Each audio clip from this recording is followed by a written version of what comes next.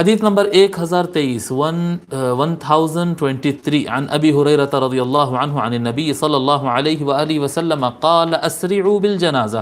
نبی اکرم صلی اللہ علیہ وآلہ وسلم ارشاد فرماتے ہیں جنازہ لے جانے میں جلدی کرو، آرام سے رکتے رکاتے نہیں لے جانا، جنازے کو جلدی اس کے منزل تک پہنچا دو۔ فرماتے فإن تک صالحة فخیر تقدمونها،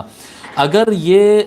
نیک ہے، اگر یہ جنازہ اچھے انسان ہے، یعنی اچھی نفس تھی، یہ جس کا انتقال ہو گیا، ایک اچھی ذات تھی، اچھی نفس، اچھے انسان کو اگر تم لے جا رہے ہو، فخیر تقدمونہا، تو تم ایک اچھی چیز ہے جس کو تم آگے بڑھا رہے ہو، آگے بھیج رہے ہو، یعنی آگے جانے کے بعد بھی اگر وہ قبر میں جائے گا تو پھر اس کو وہاں پر جنت کی کھڑکی کھلے گی اور وہ آرام ہی پائے گا، اور خیر کو تم آگے بڑھا رہے ہو۔ وَإِن يَكُ سِوَى ذَلِكَ فَشَرٌ تَضَعُونَهُ عَنْ رِقَابِكُمْ، اور اگر یہ بھلا انسان نہیں تھا اور یہ برا انسان تھا تو